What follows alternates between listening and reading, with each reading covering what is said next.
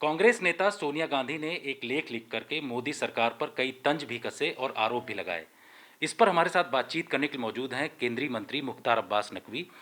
Sir, Sonia Gandhi ने इस तरीके का आरोप लगाया और उन्होंने कहा कि शासन में अहंकार, झूठ और वादों की कोई जगह नहीं होती। देखो भैया इस तरीके की बात करना देखो क्या कहना भैया है? सामंती सियासत और अहंकार की विरासत से भरपूर कांग्रेस पार्टी के नेता का पाखंड से भरपूर प्रपंच है और प्रवचन है, इससे ज़्यादा कुछ नहीं है।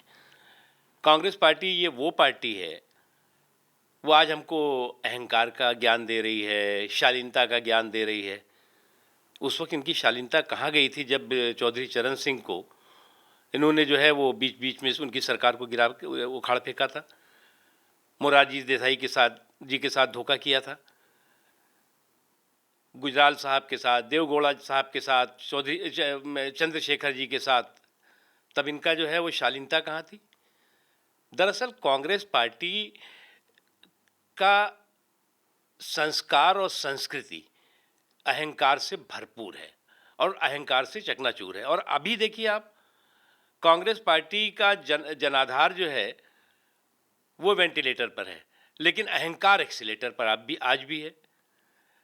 जिस पार्टी का जनाधार वेंटिलेटर पे चला जाए और अहंकार फिर भी एक्सीलेटर पे हो, तो आप समझ सकते हैं कि इस पार्टी की क्या संस्कृति और क्या संस्कार है। आज इन दिक्कत इनकी ये नहीं हुई है, अभी तक ये इस बात की इनकी आदत बन गई थी कि अगर कोई गैर कांग्रेसी सरकार हो तो उसको जो है उखाड़ फेंको, उसको जो है वो उसकी कुर्सी को खींच लो, तोड़ दो उसके पायों को। अब मोदी जी के सामने वो दाल गल नहीं रही है। एक गरीब का परिवार का व्यक्ति, एक गांव का व्यक्ति, एक ऐसा व्यक्ति जो कि गरीबों के दुख दर्द को समझता है और उसको उस दुख दर्द को जो है उसके समाधान की दिशा में समावेशी सोच के साथ मजबूती से, ईमानदारी से काम कर रहे हैं। अब इनको लग रहा है कि ये मोदी जी तो हमारे हत्थे लग नहीं पा रहे हैं, तो कभी जो है वो खड़ी कर देते हैं भारत बैशिंग ब्रिगेड, तो कभी जो है वो मोदी बैशिंग ब्रिगेड शुरू हो जाती है इनकी। लेकिन इन सारी चीज़ों के बावजूद भी इनको जो है वो जनता स्वीकार करने को तैयार नहीं है।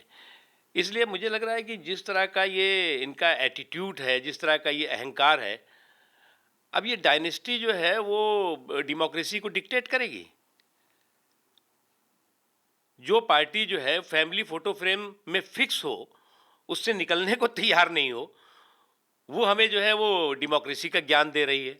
कई एजेंसियों को लेकर के उन्होंने सवाल उठाया और उन्होंने कहा कि जब भी सरकार और बीजेपी के बारे में बात की जाती है तो उनके पीछे ईडी, सीबीआई, एनआईए, पुलिस सब लगा दी जाती है और इसके पीछे उन्होंने प्रधानमंत्री और गृह मंत्री को जिम्मेदार देखो ठहराया। क्या है कि इन्होंने जो है वो मनमोहन सिंह जी बहुत शरीफ व्यक्ति थे, मैं व्यक्तिगत रूप से कह रहा हूँ। उनका 10 सालों तक कितना अपमान किया है इस अहंकारी परिवार ने, इसको कहने की ज़रूरत है क्या? उसके अलावा भी इनके पूरे के पूरे अगर इतिहास को देखें तो केवल एक परिवार का वो जन्म सिद्ध अधिकार सत्ता पे समझते रहे, इसलिए ये सामंती सियासत करते रहे। उसके अलावा कोई भी होगा तो उसके खिलाफ दुष्प्रचार, षड्यंत्र करेंगे, एक चीज़। दूसरी चीज़, एजेंसियों के दुरुपयोग की बात कर रहे हैं ये।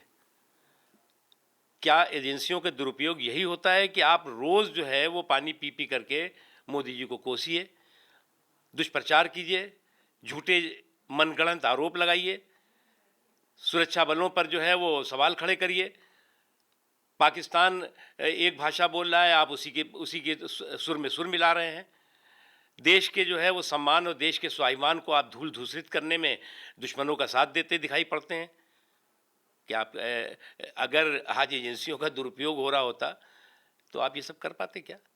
या आपके युग में जब आप सरकार में थे 10 साल या उससे 50 साल जो रहे हैं आप ज़रा बता दीजिए कि कितनी स्वतंत्रता थी? वो भूल गए क्या कि लोग जो है वो 2 साल तक जो है वो 19 महीने तक जेलों के शिक्षों में बंद थे? ये डेमोक्रेसी का ज्ञान देने वाले लोग हैं। मुझे लगता है कि आपने थोड़ा सा गिरेबान में झांके। नंबर 1, रस्सी जल गई है, बल नहीं गया है, वो बल भी चला जाएगा, आप चिंता ना करें वो।